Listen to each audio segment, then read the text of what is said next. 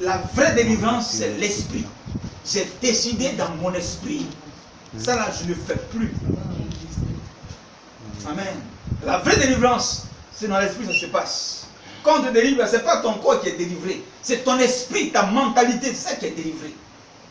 Comment est-ce que tu comprenais avant noir? Maintenant, tu ne vois plus noir, c'est clair. Tu es délivré. La délivrance, c'est la mentalité, le changement de l'esprit de l'homme. C'est pourquoi quand un homme est païen, il a une mentalité humaine qui est liée carrément aux choses ténébreuses du diable. Mais quand il se convertit, sa mentalité change. Et quand tu commences à parler au milieu de ses camarades, et que vos pensées sont plus maintenant, c'est plus gros. Il y a des pensées qui se dans les enfants, ils ont du mal à te comprendre. Il dit les gars, on ne te comprend plus, hein, on ne te comprend plus.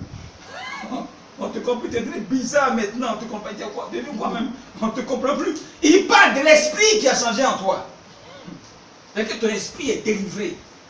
Tu ne raisonnes plus comme eux. Donc c'est la mentalité. Nos mentalités doivent être délivrées. C'est ça la vraie délivrance. Si ta mentalité est délivrée, alors le Saint-Esprit qui est aussi esprit entre en toi, vous marchez en esprit. Amen. Amen. Pour finir, le Saint-Esprit produit en nous la vérité et nous révèle la pensée et les révélations de Dieu. C'est pourquoi un homme peut être couché, il donne la nuit un songe, il se révèle, on dit qu'on n'a pas l'explication. C'est un problème de l'esprit de Dieu. Ton esprit n'est pas encore fort avec l'esprit de Dieu. Amen. Tu as besoin de te concentrer encore avec l'esprit de Dieu. Tu as besoin de ranger encore ton esprit avec Dieu. Tu as besoin de lire encore la parole de Dieu. La parole de Dieu remet toujours la pensée de l'esprit de l'homme. Hier dans le métro, à Milan, je suis entré avec il y a un sachet de la librairie CFC. Et il y a un Italien qui a vu ça. Il a appelé ça à côté de moi. Il dit, il dit oui. Et donc, comme il a vu le sachet de CFC librairie, tu as acheté le livre? Il dit oui, j'ai acheté le livre que j'en ai ici. Et puis il dit, moi je suis pasteur. Ah, il dit, on a commencé à causer. Il dit, la Bible c'est bien. Oui, la Bible c'est bien. Il faut lire la Bible, c'est important. Parce que je vois ici les gens, ils lisent beaucoup. Mais ils ne lisent pas la Bible. Alors que c'est de la Bible est née bibliothèque.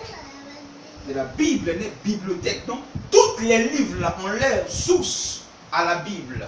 C'est de la Bible que les Écritures ont commencé. Donc, si tu lis tout, que tu ne lis pas la Bible, tu n'as pas de connaissance. Amen. Tu n'as pas de connaissance, tu lis des choses des hommes. Mais il faut lire ce que Dieu est, ce que Dieu a créé. C'est de là que tout est parti. Amen. Donc, tout ça aussi, ça change notre mentalité, ça nous délivre. Il faut lire beaucoup la Bible, ça va délivrer tes pensées. Souvent, on est là, on est stressé, on est découragé. Il y en a qui veulent se suicider. Hein? On est traumatisé. Comme ici, les gens ils sont dépressés. Tout ça, c'est un ménagement de l'esprit. Quand tu lis la Bible, ton esprit devient fort, rangé. Donc, l'ordre se met dans ton esprit et tu te retrouves. Gloire à Dieu. Tout ça, voilà le travail que fait le Saint-Esprit dans notre vie. Pour finir, Lévitique 12, 19, verset 2. Et puis nous allons prier. Lévitique 19, 2. Va un peu derrière, vers l'Ancien Testament. Juste après Exode, Genèse, Exode. On va voir Lévitique chapitre 19, verset 2.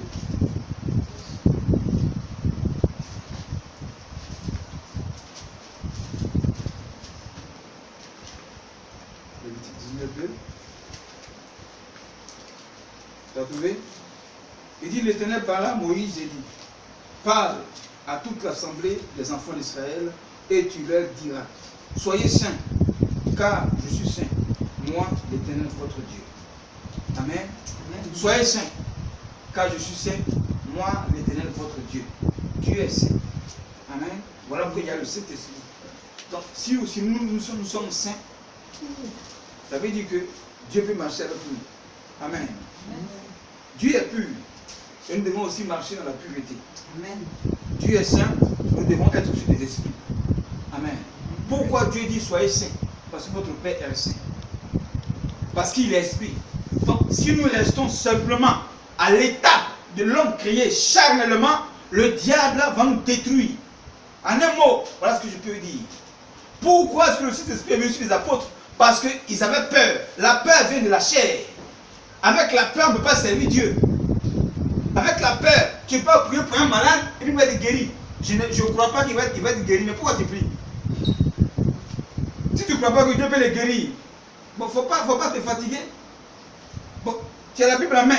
Si je ne crois pas que si je presse, les gens vont donner vers Jésus, il ne faut pas prêcher. Amen. Amen. Je suis apôtre. Je ne crois pas que si je mets la moi pied, je parle, les gens vont m'écouter. Bon, il faut laisser l'apostolat, il faut laisser la Bible. Va pêcher ton poisson. Amen. Donc, ça veut dire qu'il a fallu que le Saint-Esprit vienne pour qu'ils arrivent à faire ce qu'ils ne peuvent pas faire. Donc, pour dire que si on reste simplement à l'état de la chair, le diable, les sorciers, tous les méchants de la terre vont nous détruire. Mais si tu as le Saint-Esprit en toi, comme j'ai dit, il ne peut pas manger ta chair, il ne peut pas boire ton sang, parce que le sang de Jésus-Christ et le Saint-Esprit est en toi. Les sorciers mangent la chair. Et la chair, nous tous on mange du poulet, on mange du mouton, on mange du bœuf, c'est la chair, ça se mange. Voilà, on dit, voilà les Chinois, ils découpent leurs frères là-bas en Chine, hein, ils font, qu'est-ce qu'ils font là? Ils font qu'on ne bœuf avec la chair humaine, on met dans les boîtes bien là, et puis on met dans le supermarché, dans les restaurants, et puis on mange la chair.